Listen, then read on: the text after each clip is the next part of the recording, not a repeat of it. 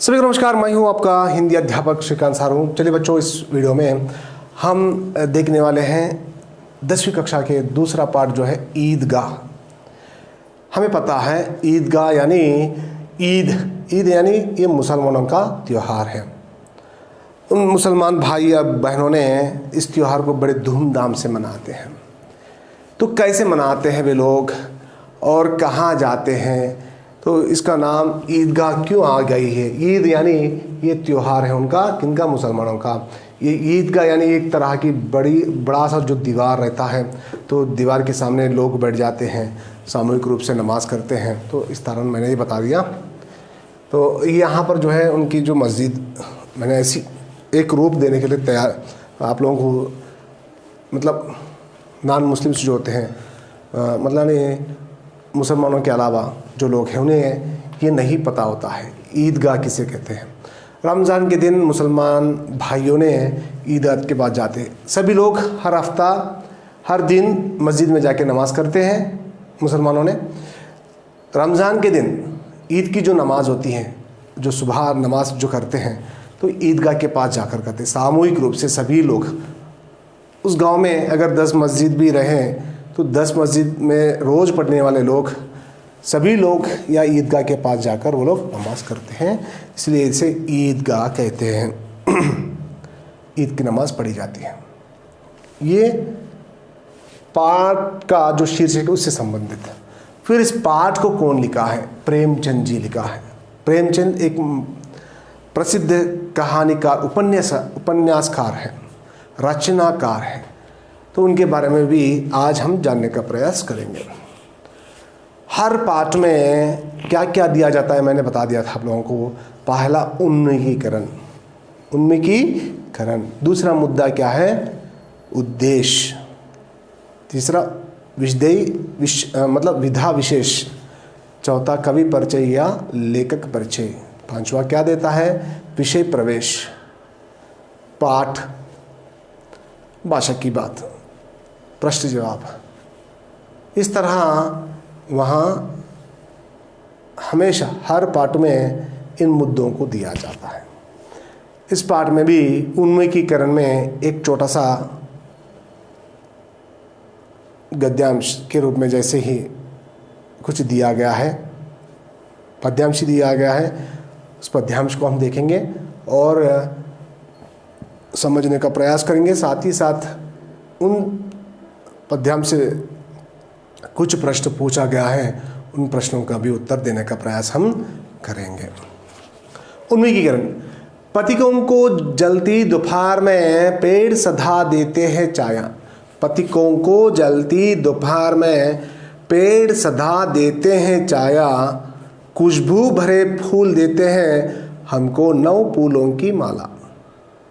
खुशबू भरे फूल देते हैं हमको नौ फूलों की माला। त्यागी तरुओं के जीवन से हम भी तो कुछ देना सीखे। त्यागी तरुओं के जीवन से हम भी तो कुछ देना सीखे। इस तरह यहाँ बताया जा रहा है। क्या बताया जा रहा है उन्मुखीकरण में? पथिकों को जलती दोपहर में पेड़ सदा देते हैं छाया। खुशबू भरे फूल देते हैं हमको नौ फूलों की माला। त्यागी तरुओं के जीवन से हम भी कुछ देना सीखे। इस तरह से यहाँ पर बताया जा रहा है फूलों के बारे में और तरुओं के बारे में यहाँ पर बताया जा रहा है। क्या बताया जा रहा है देखिए आप लोग।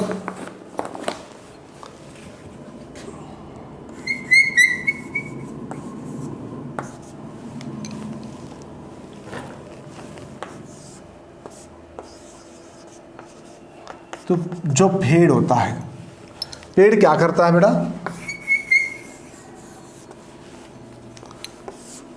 हमें यहाँ पर छाया देती है। क्या देती है? छाया देती है। तो रास्ते से जो गुजर रहा है उन्हें जब जलती दोपहर में उन्हें क्या देती हैं? सुख देती है। कैसे? छाया देकर।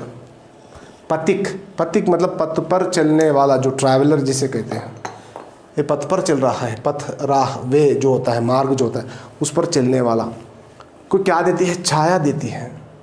तो छाया के नीचे वो क्या करता है? विश्राम करता है, आराम करता है, उन्हें आराम मिलता है, क्योंकि ऊपर से धूप जो है, सूरज की जो धूप है, उससे बचने के लिए उन्हें पेड़ की मदद लेता है, पेड़ की ज़रूरत है, तो पेड़ की सहायता से वे क्या करता है? आराम, विश्राम पाते हैं। तो यही बताया जा रहा है यहाँ पर। क्या बताया जा रहा है? पथिकों को जलती दोपहर में पेड़ सदा देते हैं छाया, खुशबू भरे फूल देते हैं हमको नौ फूलों की माला, त्यागी तरुओं के जीवन से हम भी कुछ देना सीखें। पहला प्रश्न पूछा गया है, पथिकों को जलती दोपहर में सुख व आराम किससे मिलता है? जलती दोपहर में सुख व आराम किससे मिलता है बेटा? पेड़ से मिलता है। इससे जलती दोपहर में सुख और आराम कहाँ मिलता है? किससे मिलता है? पेड़ से मिलता है, पेड़ के नीचे मिलता है। दूसरा प्रश्न, खुशबू भरे फूल हमें क्या देते हैं? यहाँ पर फूलों के बारे में आ चुका है। तो फूल जो है, खुशबू भरे फूल हमें क्या देता है? 9 फूलों की माला, 9 फूलों की माला ये हमें देते हैं। खुशबू भरे फूल, सुगंध भरे फूल जो है, एक 9 फूलों की माला, 9 नया माला वो बनाकर हमें देते हैं। त्यागी तरुओं के जीवन से भी तो कुछ देना सीखे, किस तरह से दिया गया ना, उससे प्रश्न पूछा गया है। हम भी तो कुछ देना सीखे, कवि ने ऐसा क्यों कहा होगा? तरु जो होता है, तरु के बारे में बता देता हूँ, उसके बाद आप लोगों को समझ में आ जाता मैं क्यों बता दिया। तरु एक ऐसा जीव है, मतलब होता है प्राणी है, वो हमेशा दूसरों के लिए ही अपना जीवन बिताता है। देख सकते हैं, हम 7वीं कक्षा के अंतर्गत हम पढ़े थे, सच्चा दोस्त कहकर एक दूसरा पाठ था, शायद दूसरा या तीसरा पाठ था, याद नहीं होता। तो उस पाठ के अंतर्गत दी गई है अमर और उनका जो फ्रेंड है पेड़, उनसे वो मित्रता, मतलब दोनों के बीच में जो मित्रता है वो सबसे अलग है।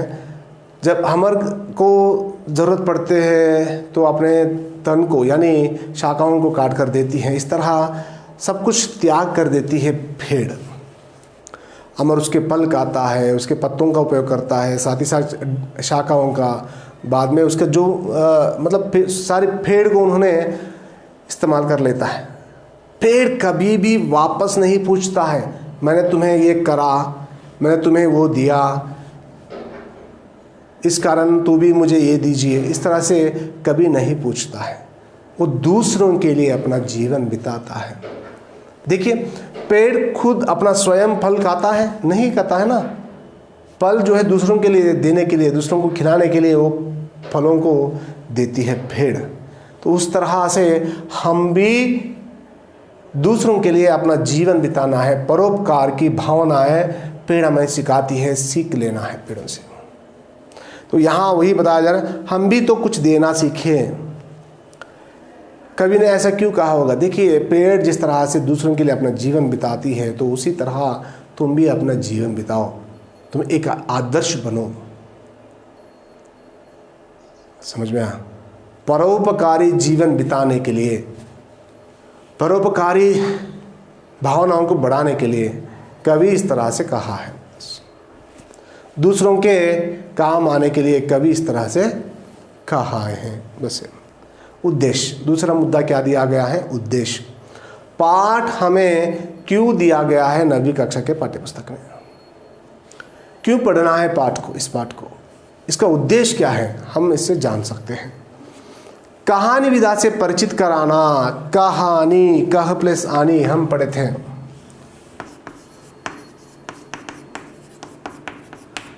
मतलब कहानी, कह प्लस आनी जो होता है, कहानी कहा धातु के साथ बना है, वही बताया गया है यहाँ पर।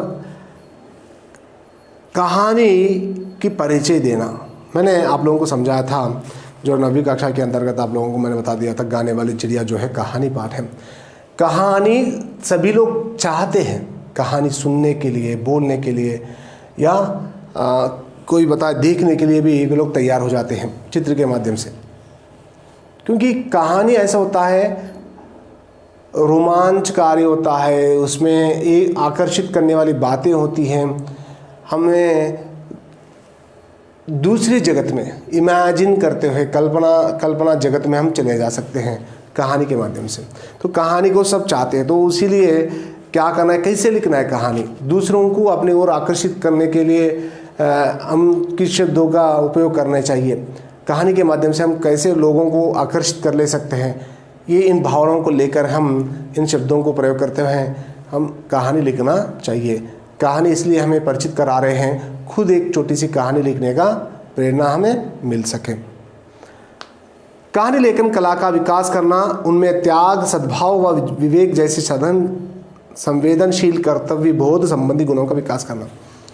हमारे मन में ये पैदा करने के लिए, क्या पैदा न करने के लिए, त्याग की भावना है, सद्भावना है, साथ ही साथ विवेक की जो भावना है, इसे बढ़ाने के लिए हमारे मन में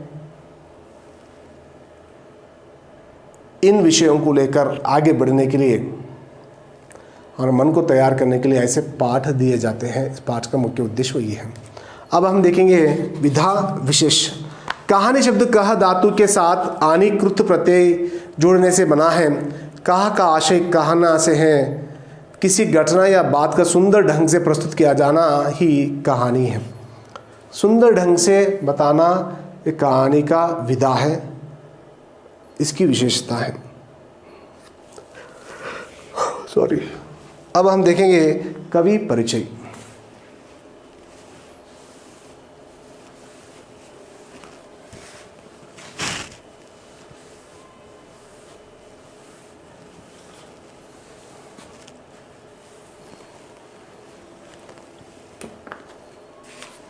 कवि कौन है बेटा? प्रेमचंद जी।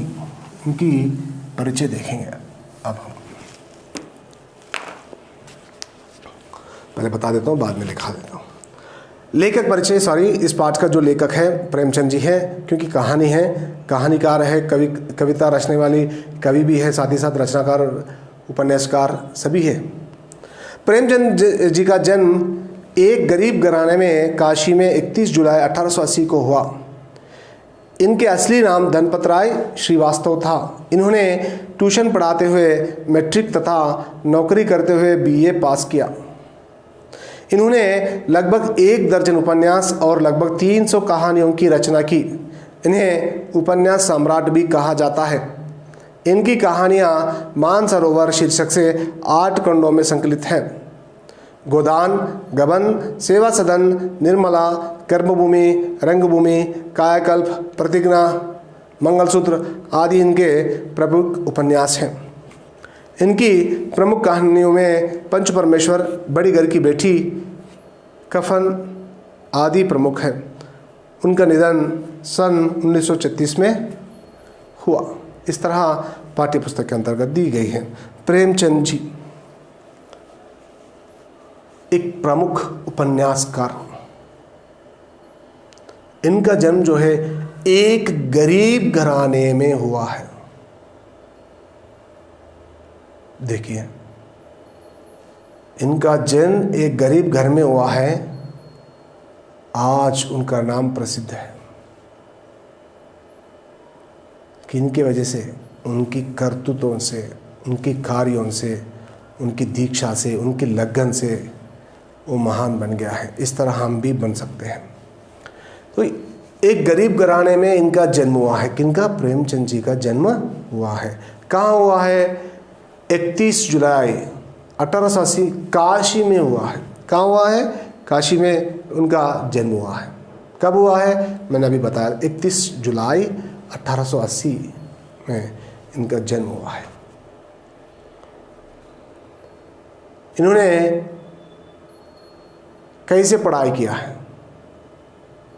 नौकरी करते हुए बीए पास किया है उन्होंने।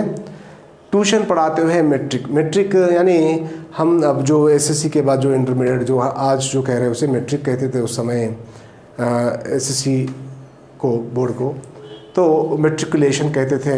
कैसे दूसरों को पढ़ाते हैं, उनसे जो छोटे उम्र में और कक्षाओं में जो लोग रहते थे उन्हें पढ़ाकर उन लोग दिए पैसों से उन्होंने मैट्रिकुलेशन पास किया है, मैट्रिक पास किया है।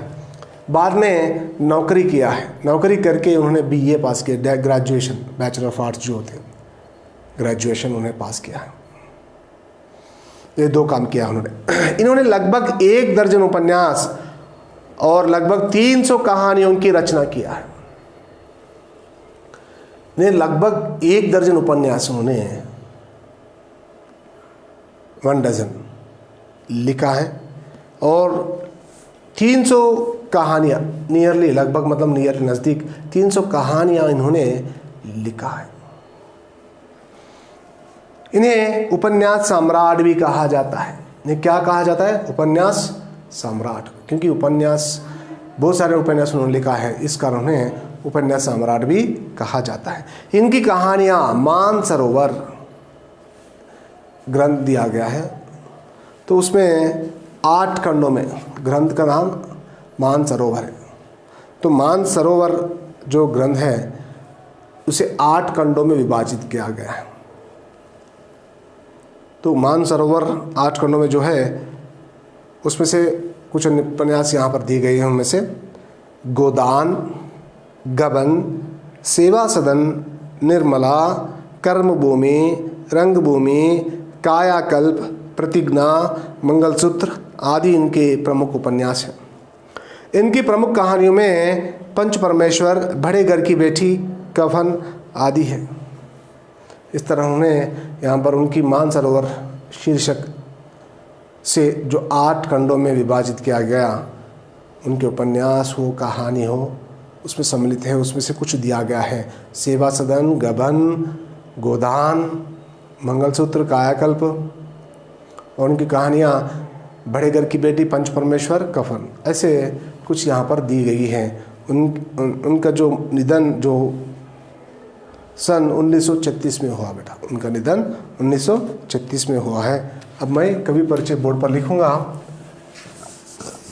जिसके पास पाठ्य पुस्तक नहीं है ज़रूर इसे लिख लेना है, क्योंकि 4 मार्क में इसके बारे में पूछा जाएगा। लेखक परिचय।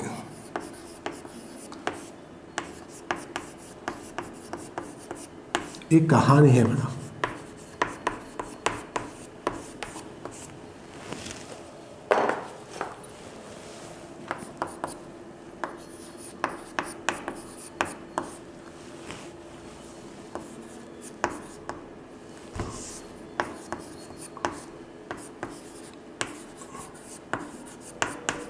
सर 18 जुलाई या 31 जुलाई? 31 जुलाई शायद।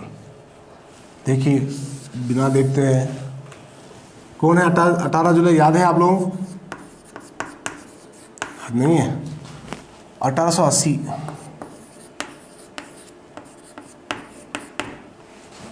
कहाँ पर हुआ है? काशी में। काशी में हुआ है, बराबर, काशी में ही हुआ है।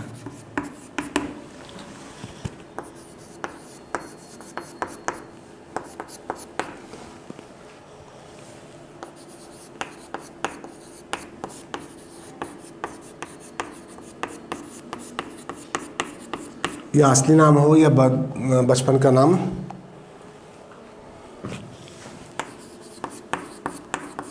धनपत राय श्री वास्तव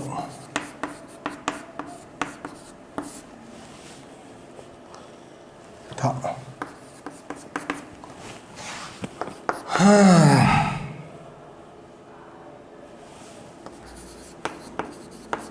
इन्होंने लगभग 1 दर्जन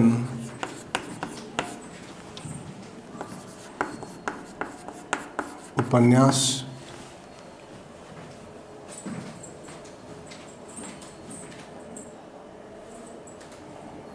और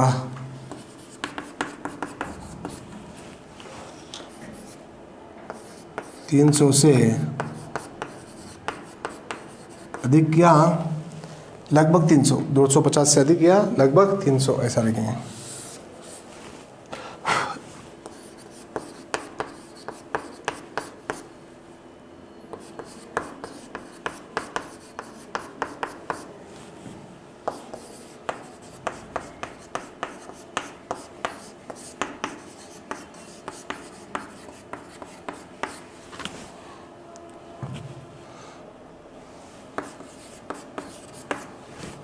ये रचना है इस कारण कि आ गया है, यहाँ पर आ चुका है।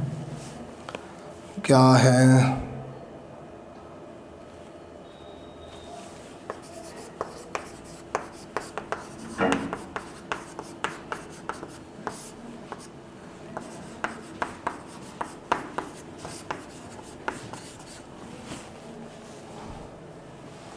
कहा जाता है।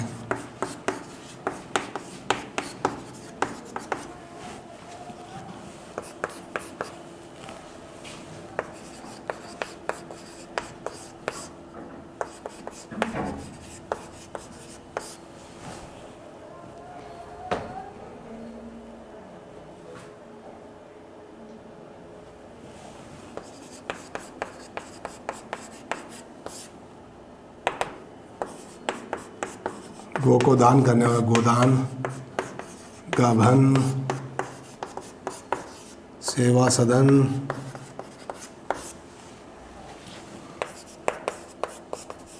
रंगभूमि, कर्मभूमि,